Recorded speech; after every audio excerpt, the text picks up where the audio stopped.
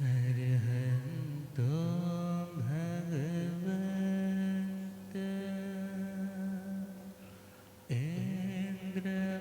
इन्द्रमयता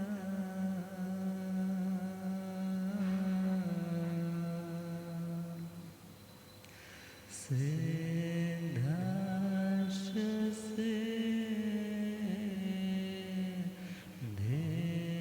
धिस्थिता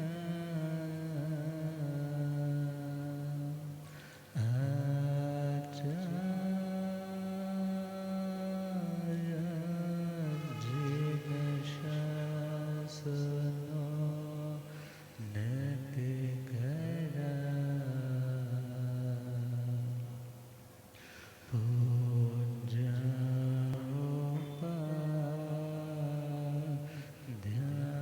पूज्योपाध्यायता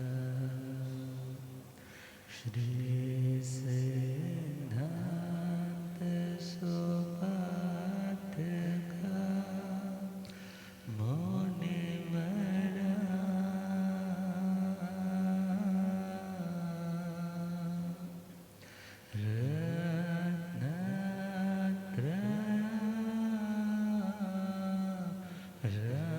राधका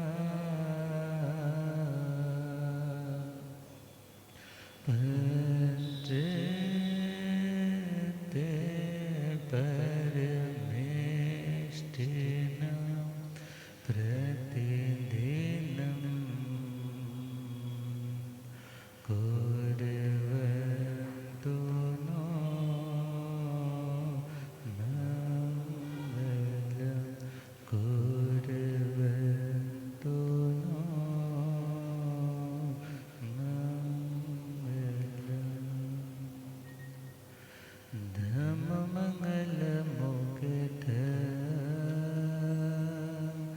अहिंसा संयमो तवो देवावेतं नमस्ते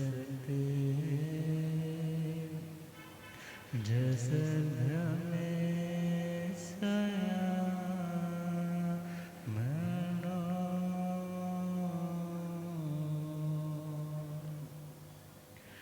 श्री महावीर प्रभु को मेरी वंदना श्री महावीर प्रभु को मेरे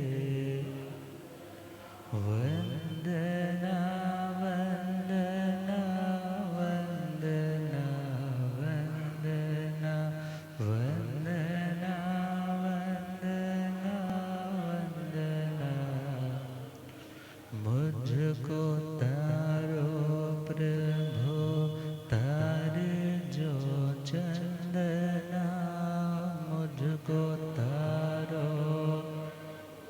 तार जो चंदना वंदना वंदना वंदना वंदना वंदना वंदना मेरी नैया पड़ी बीच मझधार के मेरी नैया पड़ी बीच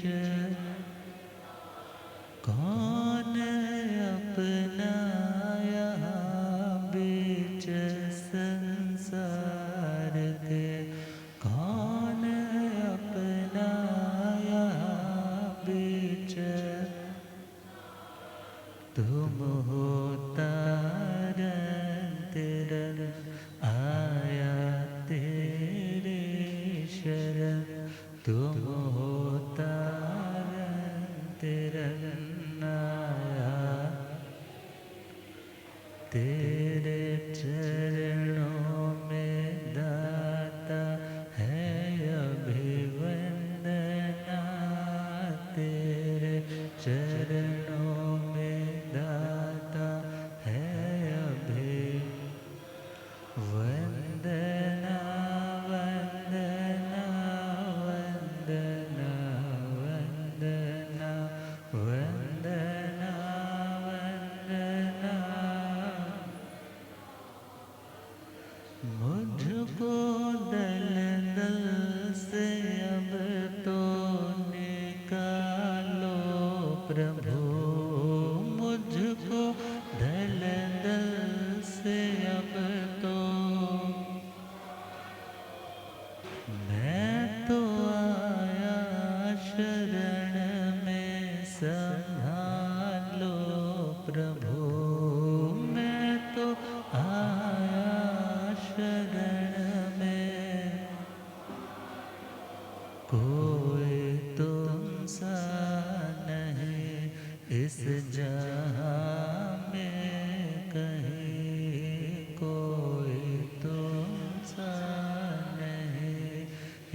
जहां तेरे चरणों में दाता है अभिवंदना,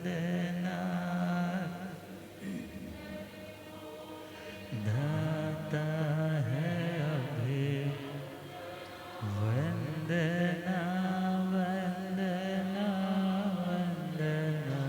वंदना वंदना वंदना वंदना। अनंत अनंत शांति के निकेतन शासनवती श्रमण भगवान महावीर स्वामी के पावन चरणारविंदों में हार्दिक भावना वंदन नमन। मेरे अंधेरे जीवन को रोशनी प्रदान करने वाले परम उपकारी आगम ज्ञान के भंडार आगम ज्ञाता आगम पुरुष जिन शास्त्र रतन हिमाचल के श्री उपाध्याय भगवंत श्रद्धेय गुरुदेव श्री जितेंद्र मुनि जी महाराज साहब के पावन चरण कमलों में हार्दिक भावना वंदन नमन। आदरणीय सेवाभावी श्री प्रशमित मुनि जी, धर्म सभा में उपस्थित धर्मानुरागियों, सुशीलवती माताओं एवं बहनों, असीम पुण्योदय से भाग्योदय से आप सबको संतों का समागम और वीतरागवाणी श्रवण करने का सुअवसर प्राप्त हो रहा है। आज का पावन मंगलमय दिवस श्रवण संघीय द्वितीय पटधर आचार्य सम्राट परम पूज्य श्री आनंद ऋषि जी महाराज, जिनके पावन जन्म के 125 वर्ष पूर्ण हो रहे हैं, उन महान विभूतियों को स्मरण इसलिए किया जाता है कि उनकी जिंदगी के कुछ पहलुओं को जान करके हमारे अंदर भी उन जैसी समता, उन जैसी जिन धर्म के प्रति आस्था प्रकट हो सके और कृतज्ञता की दृष्टि से जिन्होंने हमारे ऊपर उपकार किया उन्हें स्मृति में रखते हुए उनके लिए धन्यवाद का भाव रखना, वह भी एक भाविक आत्मा का लक्षण है। और नंदी जी सूत्र में गुरु परंपरा को भी वंदन नमन किया गया है। तो शास्त्रीय परिपाटी के अनुसार यदि हम चले तो जो अरिहंत देव है, जो अरिहंतों का बताया हुआ धर्म है, जो आचार्य उपाध्याय है और जिन्होंने संयम तप पालन करके देव भव भी प्राप्त किया है, इनकी संयम पर्याय की जो अनुमोदना करता है, उनकी संयममय जीवन को याद करके जो भाव नमन उनके संयम को करता है, वह आत्मा सुलभ बुद्धि बनता है। कैसा बनता है? सुलभ बुद्धि मीन्स उस आत्मा को बुद्धि की प्राप्ति आसानी से हो जाती है। बुद्धि का मतलब सिंपल बोध।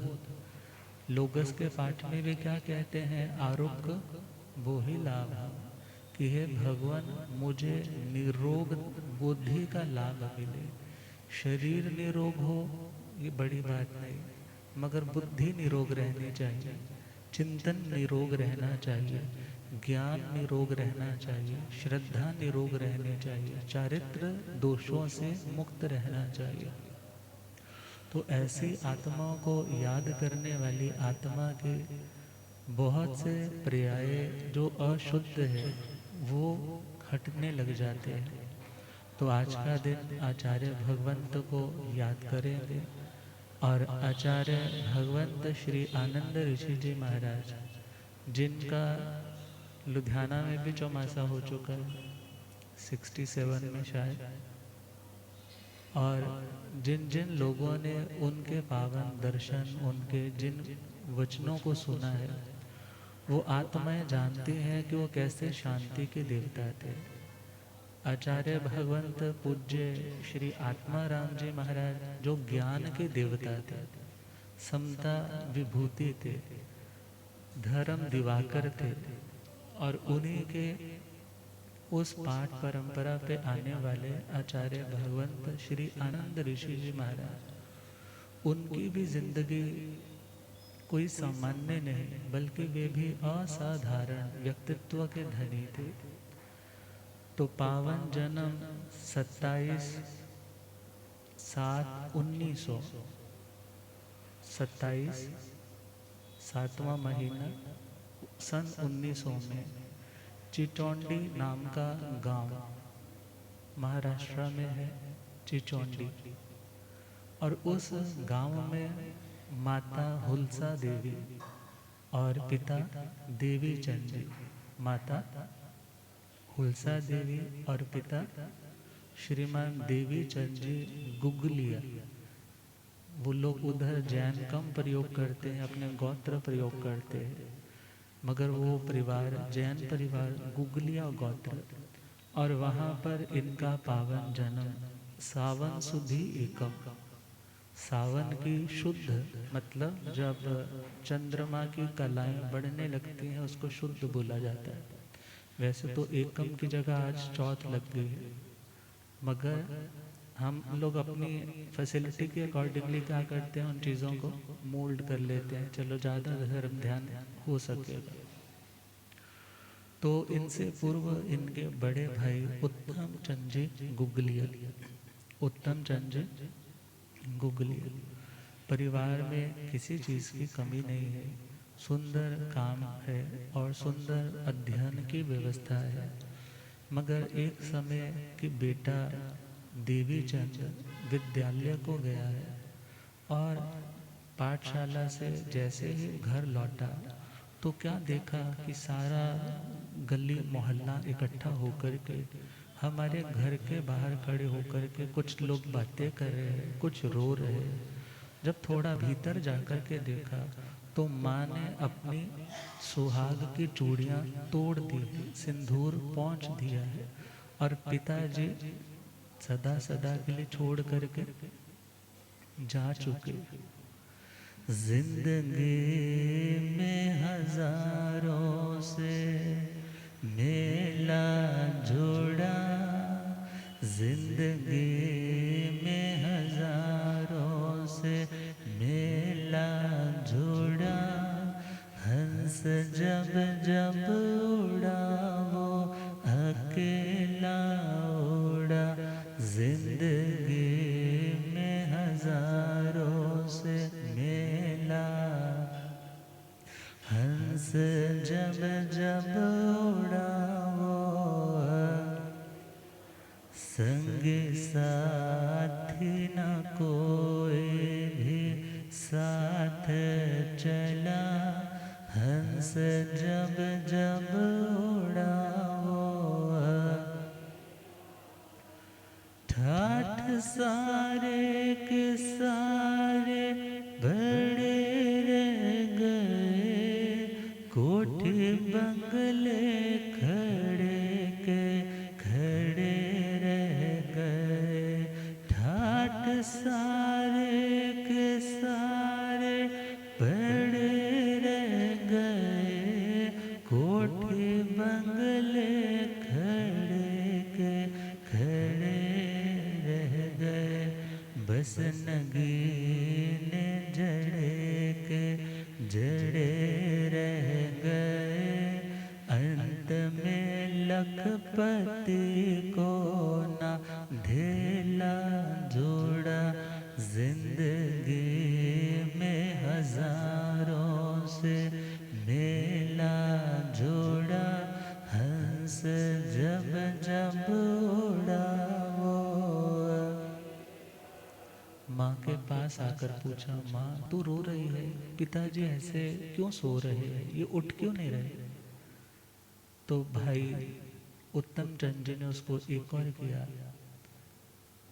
पापा पिताजी हमें छोड़ करके जा चुके। जो चले जाते हैं फिर वापस लौट करके नहीं आते। अब वो बच्चा कुछ कुछ महसूस करने लगा कि दुनिया में ऐसा भी होता है। उसके लिए तो फर्स्ट एक्सपीरियंस था, मगर वो फर्स्ट एक्सपीरियंस ही अनित्य भावना और शरण भावना को भाने में उनके लिए सहयोगी बन गया कि दुनिया का कोई भी संबंध नित्य शाश्वत नहीं है। और यदि हम चाहते हैं कि हमें कोई शरण मिले, आश्रय मिले, तो आश्रय कुछ तो ढूंढना होगा, और वही खोज उन्हें फिर धर्म की ओर लेकर के जाती है। कुछ दिन लगते हैं, माँ खुद को संभालती है, बच्चों के लिए जीना पड़ता है। क्या करे वो, समाज में रहते हुए भी छोड़ करके तो जा नहीं सकती, मगर अपनी कर्तव्यों से भी भाग नहीं रही। बच्चों को परवरिश अच्छी मिल सके, उत्तम संस्कार मिल सके। गुरु भगवंत आते हैं तो उनके पास वंदन नमन के लिए कुछ दो बोल इन्हें भी कुछ अच्छे सुनने को मिल जाए। और उस समय विचरण करते हुए ऋषि परंपरा के महान संत, शासन प्रभावक पंडित रतन श्री रतन ऋषि जी महाराज, क्योंकि आचार्य श्री लवजी ऋषि जी महाराज, आचार्य श्री लवजी ऋषि जी महाराज जो महान क्रियोधारक हुए, जिन्होंने संयम की, तप की जो परूपणा है, उस परूपणा के अकॉर्डिंगली अपने जीवन को बनाया। और उसी संप्रदाय में आचार्य श्री आनंद ऋषि जी और हमारे पंजाब की भी संप्रदाय आचार्य श्री लवजी ऋषि जी महाराज की। तो पूज्य श्री रतन ऋषि जी महाराज जब वहाँ पधारे, माँ दर्शन को लेकर के गए, वंदन को लेकर के गए, तो वंदन करते करते माँ की आंखों में आंसू से आ गए। कहने लगे, गुरुदेव इन बच्चों पे कृपा करो, इन बच्चों पे कृपा करो कि इन्हें धर्म का संग मिले, इनको दुनिया की बुरी हवा छू भी ना पाए, बस ऐसी कृपा करो। मेरी भावना है ये आप जब तक विराज रहे हैं, ये सामायिक की 9 पार्टियां सीख ले, प्रतिक्रमण याद कर ले। तो उन्होंने कहा कोई बात नहीं, भेजा करो। और गुरुओं ने तो देखते सार ही बच्चे का मानो भविष्य ही देख लिया कि यह सामान्य बच्चा नहीं है। जिंदगी में ऐसी दुर्घटना भी इसलिए हुई है कि इन्हें वैराग्य जल्दी हो सके।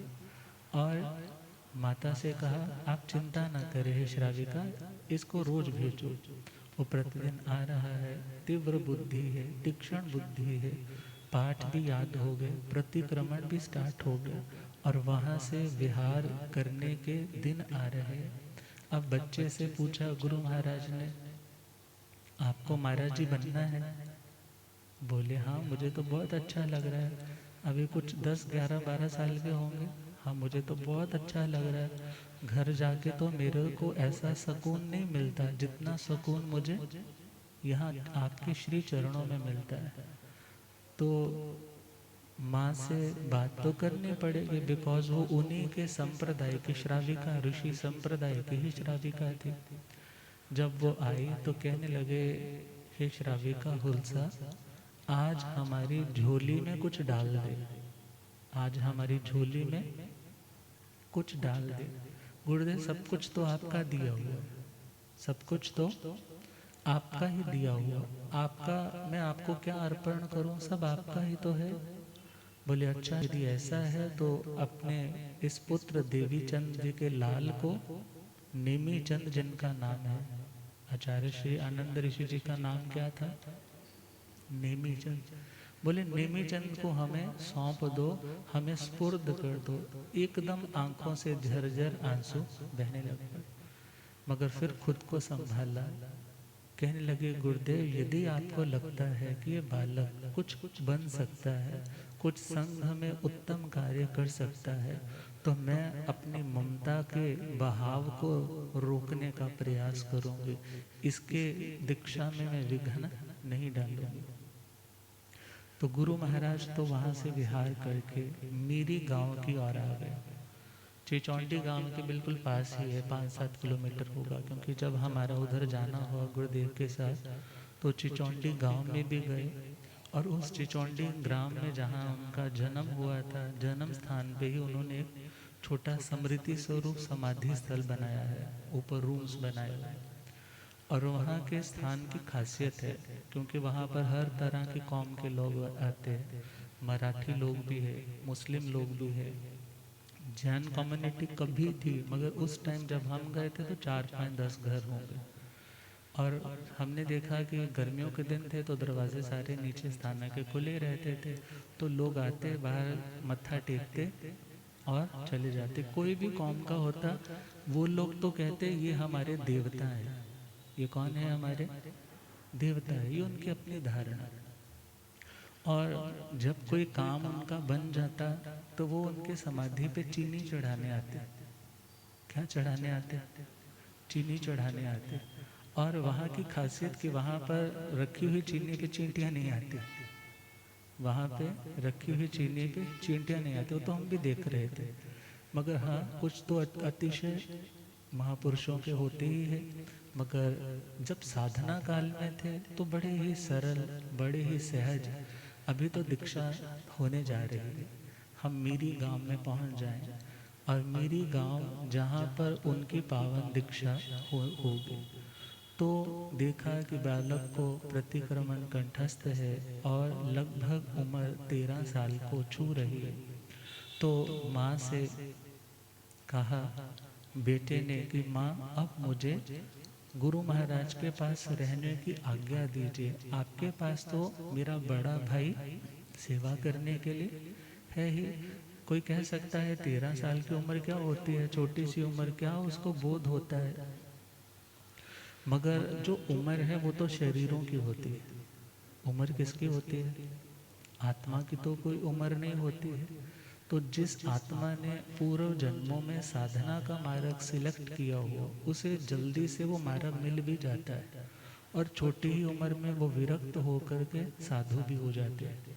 तो उनके पावन श्री चरणों में 7 दिसंबर 1913 मीरी गांव के अंदर पूज्य श्री रत्न ऋषि जी महाराज के मुखारविंद से उन्होंने दीक्षा पाठ लिया, और 5 महाव्रतों की आरोपणा, छठे रात्रि भोजन का त्याग, भले बड़ी दीक्षा के टाइम सारा किया होगा, पहले दिन सामायिक चारित्र दिया होगा। तो वो भव्य सहज दीक्षा का योग कंप्लीट हुआ। और इससे पूर्व की एक और घटना आती है, जब वो घर में थे तो श्रद्धा जागती कैसी है बच्चों में। तो महासाध्वी श्री राम कंवर जी महाराज विराजमान थे कहीं। तो माँ ने कहा कि उनके प्रवचन में चलते हैं, दर्शन बंदन को चलते हैं। तो गांव के लोग भी अपने टांगे लेकर के जा रहे थे। तो टांगे के ऊपर बालक नेमीचंद जी आगे होकर के बैठ गया, क्योंकि आगे घोड़े हैं और पीछे उसका वो जो जोड़ा हुआ है, वो बच्चा आगे होकर बैठा है। और कुछ पहाड़ी रास्ता भी है, वहाँ ऊंचा नीचा भी रास्ता है। तो क्या हुआ, जब नीचे की ओर टांगा जाने लगा और बच्चा नीचे, और नीचे भी गिर गया, और ऊपर से टांगे का पहिया भी निकल गया। मगर एकदम सब हक्के बक्के रह गए कि मेरे बेटे को कुछ हो तो नहीं गया। माँ ने चिल्लाया और सब लोगों ने टांगा रोक करके जैसे ही बच्चा देखा, बच्चे को कुछ नहीं हुआ था। तो माँ ने क्या बच्चे की माइंड प्रोग्रामिंग की, आज महाराज साहब के दर्शन किए थे ना, आज उनका मंगल पाठ सुन करके आए थे, इसलिए हमें कुछ श्रद्धा के बीज ऐसे बोए जाते हैं। यदि कुछ हुआ तो भी पॉजिटिवली कहा, देख कुछ भी नहीं हुआ तेरे को, ये किसका प्रताप है? धर्म का प्रताप। तो बच्चे के मन में तो सहज धर्म के संस्कार देने वाली वो माँ, और दीक्षा होने के बाद स्वाध्याय में उनका मन बहुत सुंदर तरीके से लग रहा है। श्लोक के श्लोक, कई कई श्लोक वो प्रतिदिन कंठस्थ कर लेते हैं।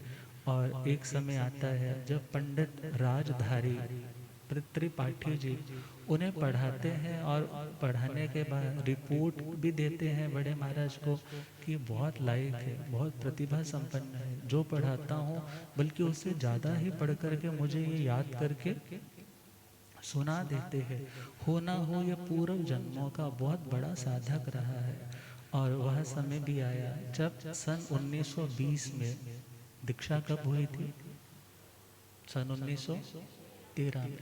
और सन 1920 जब वो विराज रहे हैं, शायद अहमदनगर में ही थे, तो औपपातिक जी सूत्र के ऊपर उन्होंने पहली बार व्याख्यान दिया, पहला व्याख्यान। और जब श्रावकों ने सुना तो सब दंग रह गए कि इतनी छोटी उम्र है और इतनी अच्छी पकड़ है, शब्दावली, भाषा, श्लोक इत्यादि सब कुछ बहुत सहज तरीके से सुना रहे हैं। तो मानो उन्होंने तो अपने आने वाले भविष्य को सुरक्षित समझा कि हमारी आने वाली भावी पीढ़ी को ऐसे उत्तम संत रतन मिल ही गए हैं।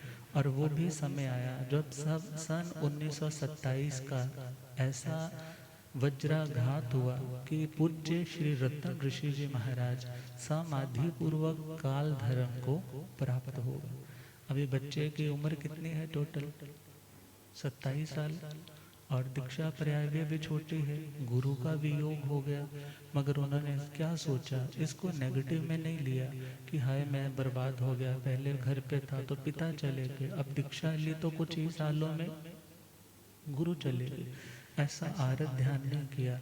यह सोचा कि गुरु की शिक्षाएं सदा मेरे साथ है, गुरु के जितने बताए हुए मार्ग है, उनके सपने हैं, अब मुझे पूरे करने हैं। उन्होंने जो जो मेरे से उम्मीदें रखी थी, मैं उन उम्मीदों पर खरा उतरने का पूर्ण प्रयास करूंगा। और साधना के मार्ग पर उत्तरोत्तर वृद्धि करते हैं, आगमों का तलस्पर्शी अध्ययन करते हैं। और वह समय आया जब सन 1936 में, सन 1936 में जब आचार्य पूज्य श्री अमोलक ऋषि जी महाराज साहब, पूज्य आचार्य श्री अमोलक ऋषि जी महाराज साहब, जिनकी विनय जगत प्रसिद्ध है और जिन्होंने हमारे पास जैन तत्व प्रकाश, कितने सुंदर तरीके से वो तत्वों का निचोड़ प्रस्तुत किया है। तो आचार्य परंपरा में, ऋषि संप्रदाय में इन्हें युवाचार्य रूप में घोषित किया गया। सन 1936 में क्या बनाया गया? बिकॉज पहले सभी संप्रदाय अपनी अपनी एग्जिस्ट कर रही थी, ऋषि संप्रदाय अपनी एग्जिस्ट कर रही थी, पंजाब परंपरा ऑलरेडी इधर चल रही थी। और इसके अंतिम आचार्य जो थे वो आचार्य पूज्य श्री आत्माराम जी महाराज, पंजाब संप्रदाय के। और उधर ऋषि संप्रदाय के युवाचार्य के रूप में सन 1936 में अनाउंसमेंट होती है कि श्री आनंद ऋषि जी को युवाचार्य की चद्दर दी जाएगी।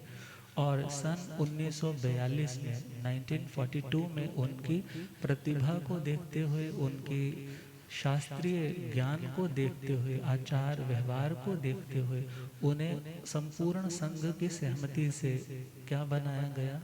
आचार्य, सन 1942 में।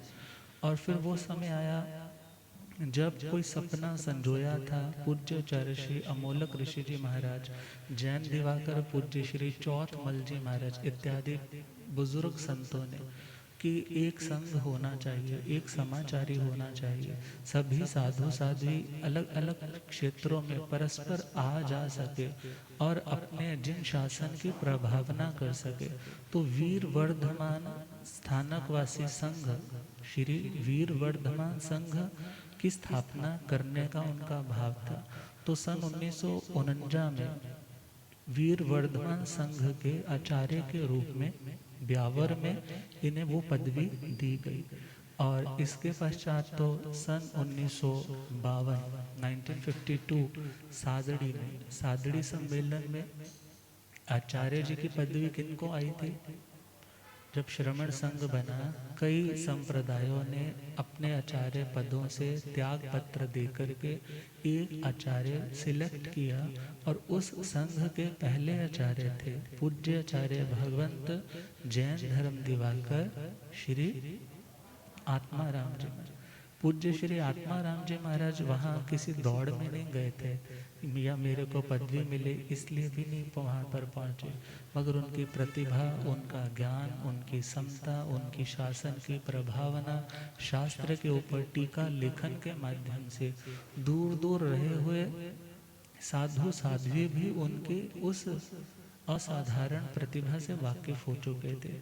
और वो समय भी आया कि सन 1952 में श्रमण संघ के प्रधानमंत्री के रूप में, अब कहोगे हमारे यहाँ भी प्रधानमंत्री होते हैं, हाँ बिल्कुल होते हैं, मंत्री जो मंत्रणा करते हैं, मंत्रणा मतलब जो सलाह देते हैं, वो सलाह जिससे क्या हो सके, रक्षा हो सके, जो मननशील होते हैं, जो इम्प्लीमेंट कैसे करवाना है इन चीज़ों के भी जानकार होते हैं। तो यह पदवी उन्हें श्रमण संघ स्थापना पर पहली पदवी मीन्स आचार्य पदवी उन्होंने त्याग दी, तो कौन सी पदवी पे आए, प्रधानमंत्री।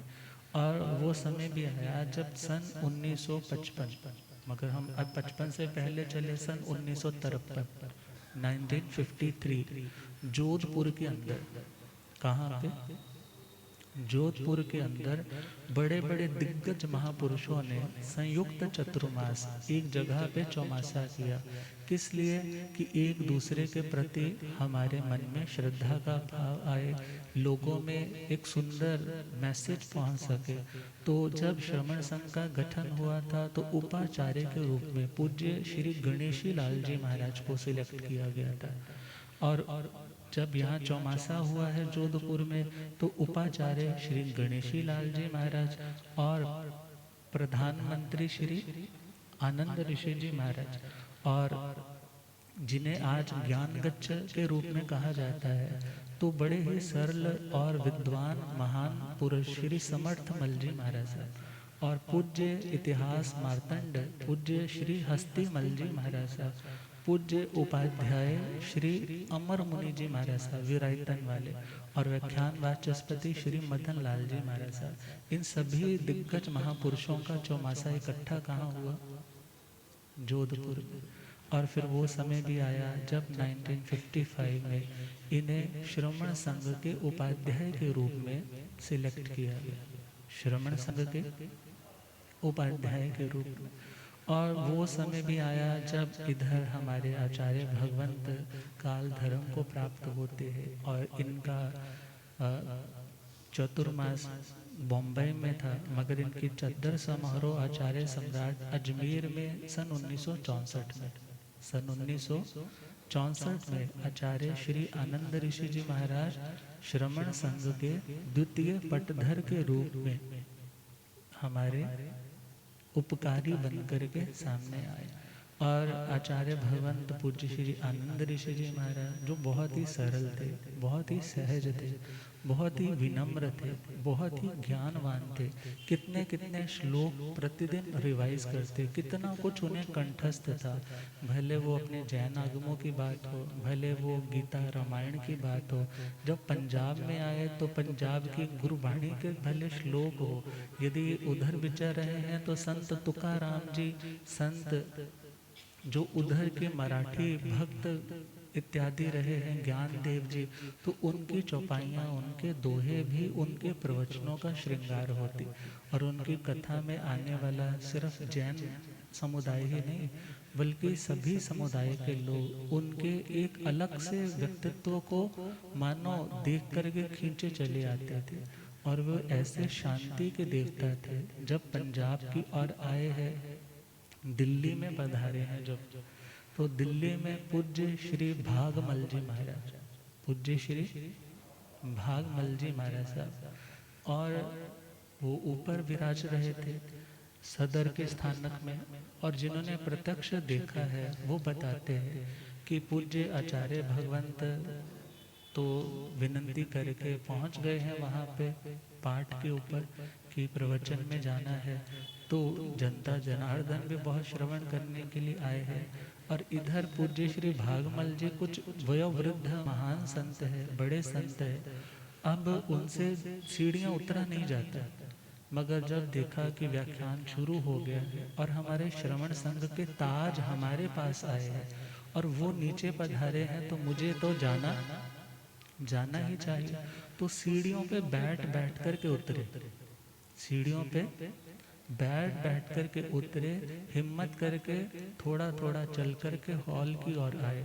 जैसे ही देखा आचार्य भगवान श्री आनंद ऋषि जी महाराज ने अपने पाठ से उतरे और उनको लेने के लिए आगे आए, विधि पूर्वक उन्हें वंदन किया। वो हाथ पकड़ते हैं कि आप तो हमारे संघ के क्या हो, ताज हो, मगर आचार्य पूज्य आनंद ऋषि जी कहते हैं, आप रत्नाधिक हो, आप ज्ञान दर्शन चारित्र की दृष्टि से, दीक्षा पर्याय की दृष्टि से हमारे से बड़े हो।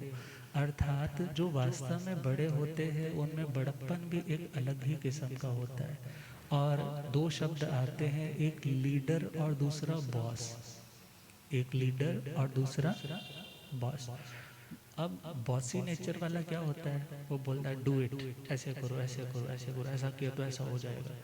मगर अ लीडर, आजकल भले लीडर को भी नेगेटिव वे में कह देते, बड़ा लीडर बना फिरता है, मगर लीडर कौन, जो लीड करे। Leader says let us do it, आओ मिलकर के हम सारे ये काम करते हैं। तो आचार्य भगवंत पूज्य श्री आनंद ऋषि जी महाराज ने अपनी जिंदगी बॉस की तरह नहीं जी, बल्कि एक लीडर की तरह, धर्म के नेता की तरह। और जब हम महाराष्ट्र साइड थे तो वहाँ पर तो लोग गुनगुनाते हैं उनके प्रति श्रद्धा भक्ति से, आनंद आनंद आनंद गुरुदेव आनंद, आनंद आनंद आनंद गुरु शीतल चंदानंद, गुरुदेव आनंद शीतल चंदानंद, गुरु हुल्सानंदन आनंद, गुरुदेव आनंद हुल्सानंदन आनंद, गुरु देवी चंदनंदन आनंद, गुरुदेव आनंद आनंद आनंद, गुरुदेव चिचौंडी वाले आनंद, गुरुदेव आनंद चिचौंडी वाले आनंद, गुरु भक्ति से गाले आनंद, गुरुदेव आनंद भक्ति से गाले आनंद, गुरु धर्म दिवाकर आनंद, गुरुदेव आनंद धर्म दिवाकर आनंद, गुरु करुणा सागर आनंद, गुरुदेव आनंद करुणा सागर आनंद, गुरु पूज्य आचार्य श्री आनंद ऋषि जी महाराज। मराठा कम्युनिटी महाराष्ट्र में बहुत है, और महाराष्ट्र में मराठी लोगों में नॉनवेज का कल्चर भी है। मगर इनके प्रवचन कभी दिन में कभी रात्रि के प्रवचन हो रहे हैं, तो लोग कई तरह के आते हैं। अब एक बार की बात कि एक भाई सोचा चलो सत्संग चल रहा है, मैं भी बैठ जाता हूँ। और जब सत्संग में बैठा है और वो लेकर आया था अपने थैले में नॉनवेज। क्या लेकर आया था? मगर उसने सोचा कि अंदर तो नहीं लेकर जाऊंगा, इसको कहाँ रख देता हूँ, बाहर। वो सायंकाल का व्याख्यान चल रहा था, शाम के टाइम जो स्टार्ट हुआ ही था अभी, गोचरी के पूर्व वाला। मगर जैसे ही वो प्रवचन कंप्लीट हुआ, बड़े महाराज ने कह दिया, अच्छा जो लाए हो ना सब में बांट दो। क्या बोला? जो लाए हो वो सब में बांट दो। अब उसके तो पसीने छूटने लग पड़े, उसको तो तरेली आने लग पड़ी। अब मैं वो चीज कैसे सबके सामने लेकर के हूँ कि मैं सत्संग में भी आया हूँ और अभक्ष्य चीज लेकर के आया हूँ। फिर गुरु महाराज ने कहा, अच्छा जो लाए हो ना वो सब में बांट दो। फिर दोबारा जैसे ही वो गया और जैसे ही थैला खोला, उसमें लड्डू ही लड्डू। अब ये चमत्कार ही यदि सिर्फ देखने हैं तो जैन शासन में कमी कोई नहीं है। मगर हाँ, हम लोग इन चीज़ों का प्रचार नहीं करते, इन चीज़ों का प्रसार नहीं करते, बिकॉज आत्मा के उत्थान के साथ इन चीज़ों का कोई लेना देना नहीं। तो आचार्य भगवान पूज्य श्री आनंद ऋषि जी महाराज दिव्य महापुरुष थे, वो सामान्य साधक नहीं थे। जिन्होंने बाल अवस्था से ही ब्रह्मचर्य की आराधना की हो, 13 साल की छोटी उम्र से ही आज जीवन जिन्होंने महाव्रतों की साधना की है, तो ऐसे छोटी छोटी उपलब्धियों को भी वो बहुत बड़ी उपलब्धि नहीं मानते थे। उनका तो मानना था आत्मा के कषाय मंद हो, आत्मा का ज्ञान दर्शन चारित्र निर्मल हो। और आचार्य भगवंत पूज्य श्री आनंद ऋषि जी महाराज एक जगह पे विराजमान थे, और वहाँ पर छोटा सा समाज, छोटा सा गांव, दीक्षा का मुहूर्त निकल गया। और दीक्षा के लिए उन्होंने असेसमेंट की कि भाई 500-700 लोग आएंगे। कितने लोग आएंगे? 500-700 लोग आएंगे गांव गांव के। मगर जो आचार्य है तो आचार्य का अतिशय भी बड़ा है, आचार्य के दर्शन वंदन की भावना भी लोगों में अटूट रहती। तो जिनको भी सूचना मिली कि दीक्षा है, आचार्य भगवत पाठ पढ़ाएंगे, और वहाँ पर आसपास की ट्रेन्स आ गई, और गांव वाले आ गए, और उन्होंने तो पगड़ी उतार करके चरणों में रख दी। कहने लगे भगवान आज तो हमारी इज्जत, ये तो 5-7-10 हज़ार बंदा हो गया, हम इतने लोगों का भोजन कैसे करेंगे। तो उनके लिए भी आता है कि उन्होंने अपना ऊपर का चद्दर का कपड़ा दिया और क्या बोला, उसके ऊपर डाल देना, मगर उसको उठाना नहीं जब तक आप सबको भोजन करवाना दो। और इतने लोग भोजन कर गए, और लास्ट में जाकर के जब उठाया तो उतना ही था जितना पहले रखा था। आनंद आनंद आनंद गुरुदेव आनंद, आनंद आनंद आनंद गुरुदेव, धर्म के नेता आनंद गुरुदेव आनंद, धर्म के नेता आनंद, आत्म विजेता आनंद गुरुदेव आनंद, आत्म विजेता आनंद गुरु, आनंद आनंद आनंद गुरु। क्योंकि आचार्यों की लब्धि संपन्न होने का शास्त्रों में उल्लेख आता है, आचार्यों का लब्धियों से संपन्न होने का उल्लेख आता है। मगर हाँ, उनका प्रयोग प्रमाद है, इसीलिए प्रयोग करने के बाद प्रायश्चित का विधान भी आता है। अब बार बार इन चीज़ों का प्रयोग इसीलिए भी नहीं किया जाता क्योंकि साधना हमारी दूषित हो सकती है। तो आचार्य भगवान पूज्य श्री आनंद ऋषि जी महाराज, वो कई अलौकिक प्रतिभाओं के धनी, उनके पास आने वाला अशांत से अशांत व्यक्ति भी क्या हो जाता, शांत हो जाता। कोई कहने लगा कि महाराज यदि आप कहते हो शांति रखा करो, शांति रखा करो, मगर यदि सपोज सामने वाला बंदा आग का अंगारा बन करके आया है, उस टाइम हम क्या करें? बोले वो अंगारा बन करके आया है तो तुम जलधारा बन जाओ, वो अंगारा बन करके आया है तुम जलधारा बन जाओ। मगर यदि आग उस अंगारे के साथ अंगारे बनोगे ना तो चिंगारियां ही निकलेंगी, वहां पर विनाश ही होगा, शांति नहीं होगी। तो पूज्य श्री भागमल जी महाराज को भी विधि पूर्वक वंदना की और क्या कहा कि आप तो हमारे रत्नाधिक हो।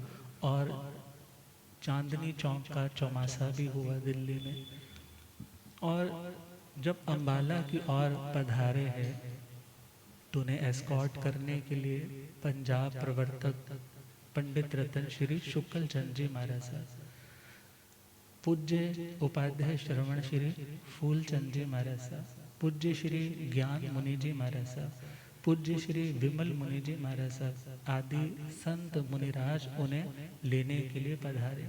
और बहुत ही भव्य रूप से एक आचार्य के प्रति लोगों में श्रद्धा उत्साह, लाखों की पब्लिक पूरे के पूरे आसपास के समस्त प्रांतों से आई है।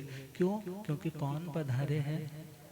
आचार्य। एक आचार्य के प्रति तीर्थंकर जैसा सम्मान कि यदि हमारे क्षेत्र में आए तो मैं एक भी क्षण, एक भी दिन मिस ना करूं उनके चरणों में वंदन करने के लिए, उनके पावन श्री वचनों को सुनने के लिए।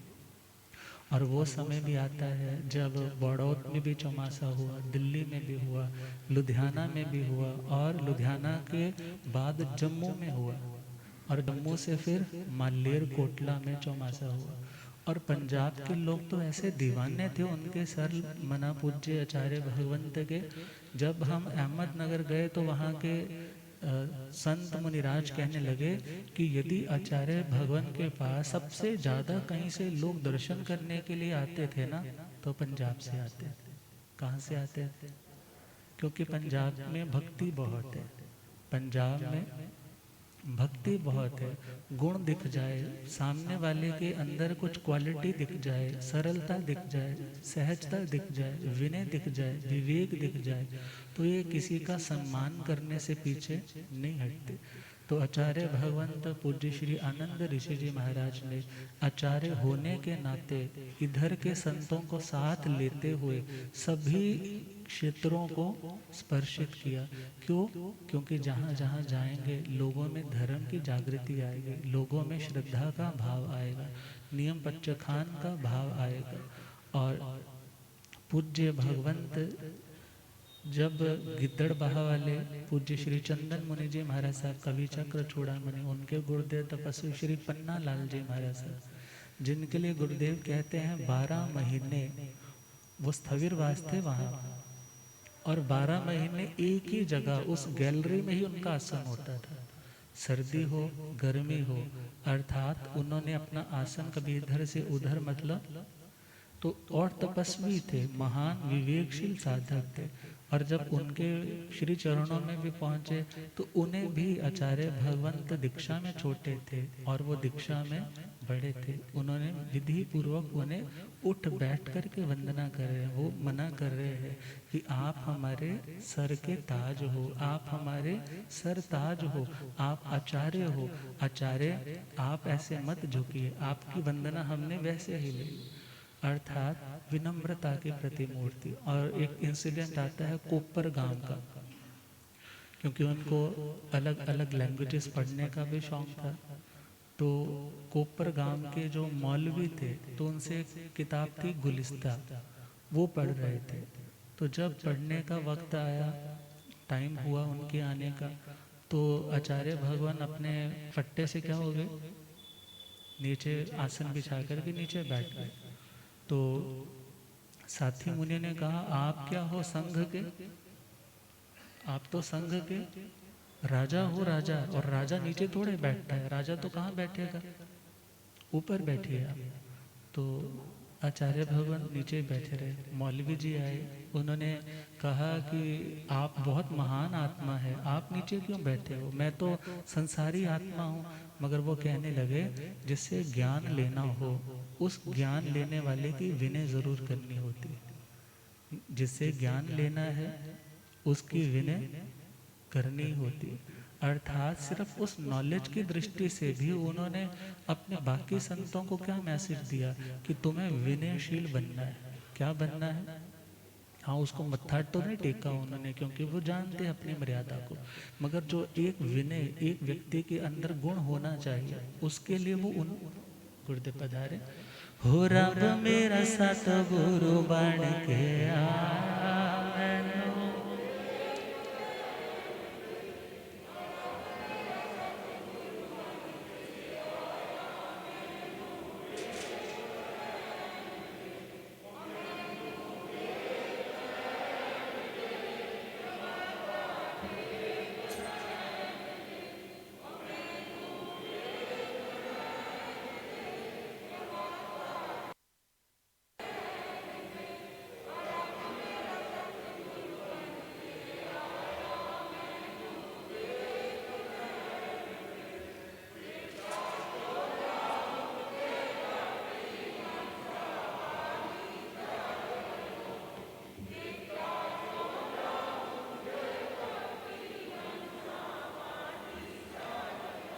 होते चुकदा है संसार मैनू,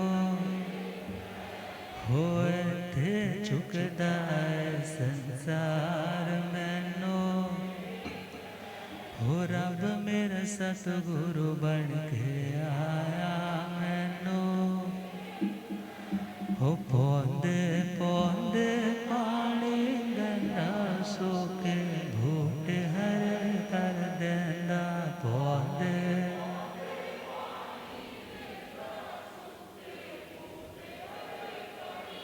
हो केड़ा माली बन के आया मैनू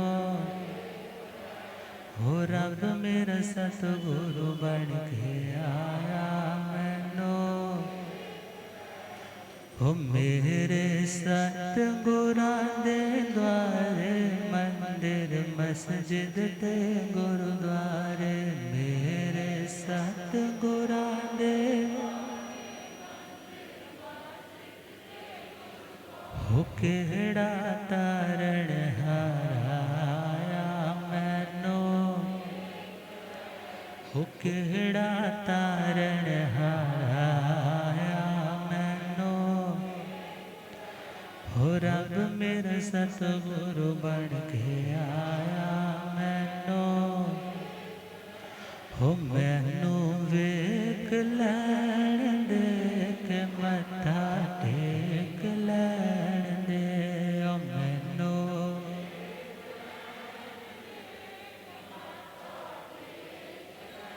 हो रब मेरा सतगुरु बन के आया मैनू बोलिया गम ज्ञाता आगम पुरुष शास्त्र तन हिमाचल केसरी उपाध्याय भगवंत श्रद्धे गुरुदेव श्री जितेंद्र मुनि जी महाराज की। तो विनय की मूर्ति आचार्य भगवंत श्री आनंद ऋषि जी महाराज। कहा जाता है यदि एक छोटा व्यक्ति विनयशील है, हम्बल है, तो वो व्यक्ति अपनी हम्बलनेस के कारण बहुत ज्ञान पा सकता है। और यदि एक बड़ा व्यक्ति बहुत हम्बल है तो वो अपनी एक बहुत बड़ी पहचान बना सकता है। क्या बना सकता है? छोटा व्यक्ति यदि बहुत विनयशील है, बहुत विनम्र है, बहुत हम्बल है, बहुत ग्राउंड टू अर्थ है, तो वो बहुत ज्ञान पा सकता है।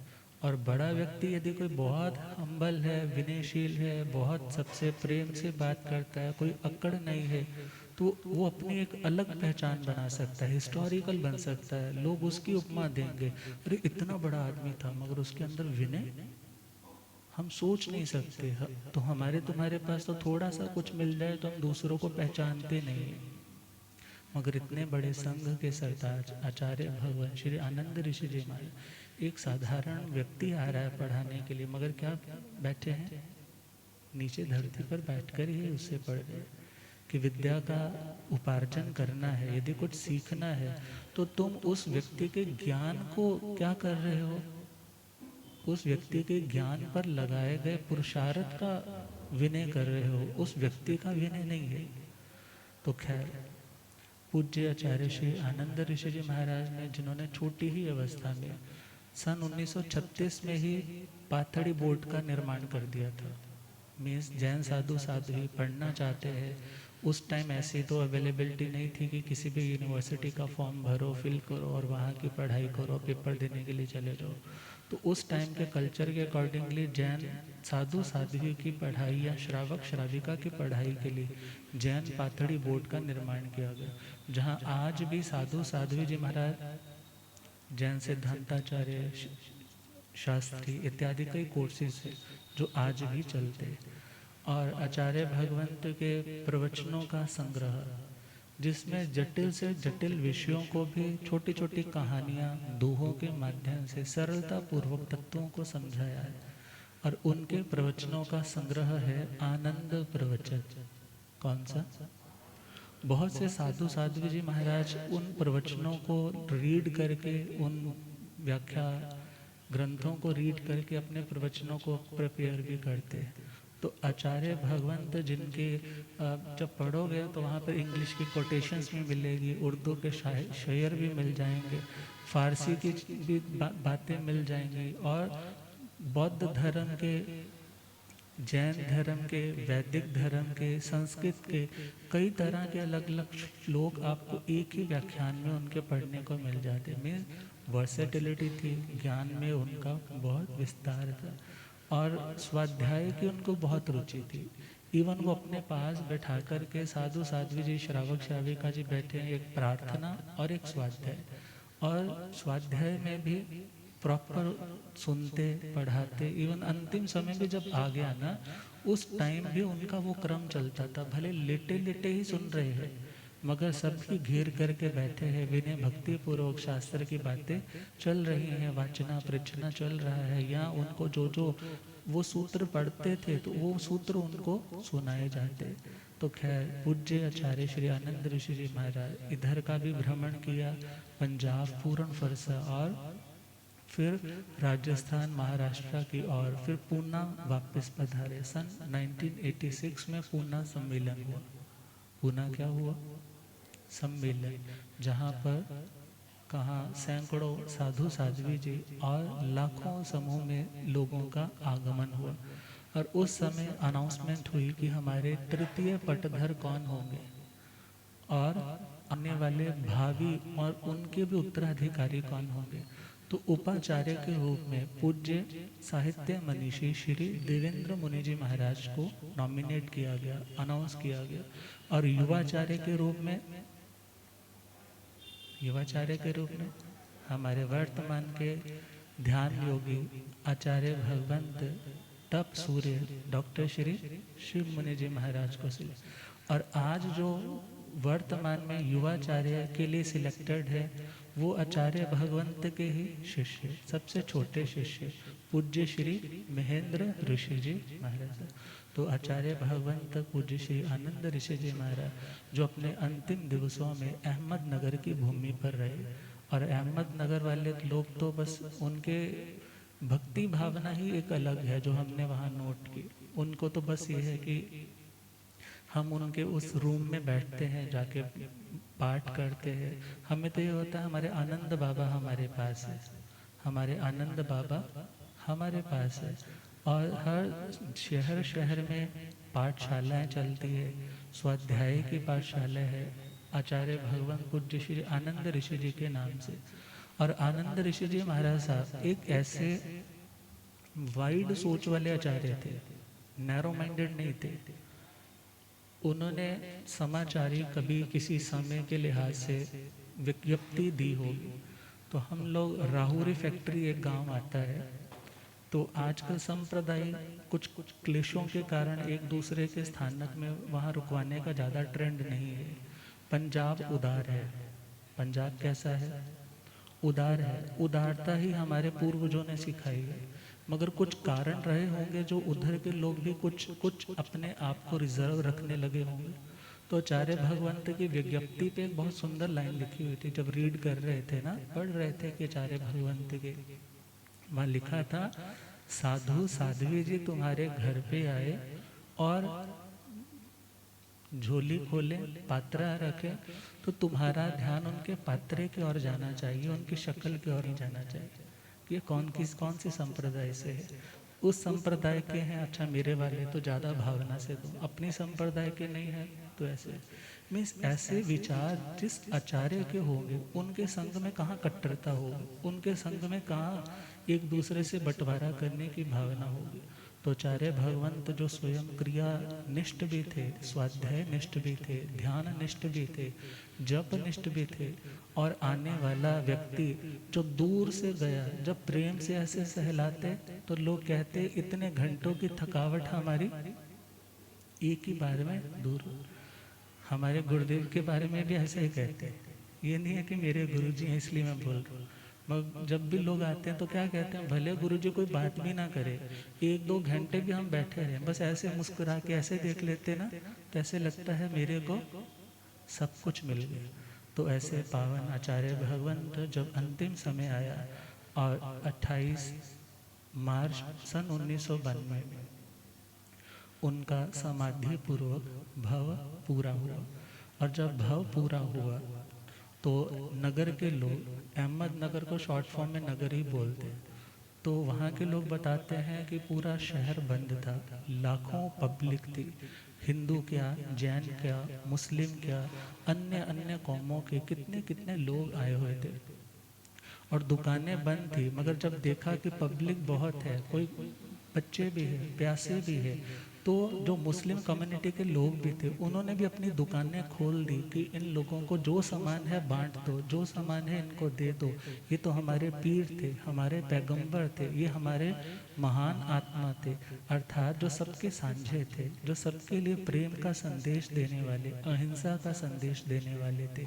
ऐसे समृद्धि के भंडार, ज्ञान दर्शन चारित्र से संपन्न पूज्य श्री आनंद ऋषि जी महाराज। आनंद आनंद आनंद गुरुदेव आनंद, आनंद आनंद आनंद गुरुदेव, पावन गंगा आनंद गुरुदेव आनंद, पावन गंगा आनंद गुरु,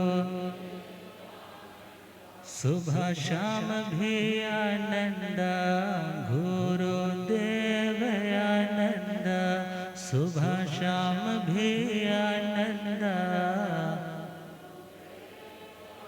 सुख का धाम आनंद गुरुदेव आनंद, सुख का धाम आनंद गुरु, आनंद आनंद आनंद गुरुदेव आनंद, आनंद आनंद आनंद गुरु। और आचार्य भगवंत के कई घरों में देखे हमने ना, पिक्चर्स लगी होती है, हाथ के कई तरह के चिन्ह जो सौभाग्य के लक्षण है, पैरों के चिन्ह, अर्थात पुण्यवान तो थे ही, सौभाग्यशाली भी थे, मगर उसके साथ आत्मा की शुद्धि करने वाले, संवेग निर्वेद भावों से भरपूर, धर्म श्रद्धा को जागृत करने वाले, खुद धर्म के ट्रैक पर रह करके औरों को धर्म के मार्ग पर लाने वाले, ऐसे धर्म संघ के इंजन के समान वो थे आचार्य श्री आनंद ऋषि जी महाराज। तो आज के लिए उनके पावन उस यशस्वी मनस्वी जीवन को, संयमी जीवन को याद करते हुए उनके संयम जीवन के आगे नतमस्तक होकर के उन्हें श्रद्धा सुमन अर्पित करते हैं। इन्हीं भावनाओं के साथ बोलिए आचार्य सम्राट परम पूज्य श्री आनंद ऋषि जी महाराज की। हम गुरुदेव अपनी कृपा फरमाए इन्हीं भावनाओं के साथ।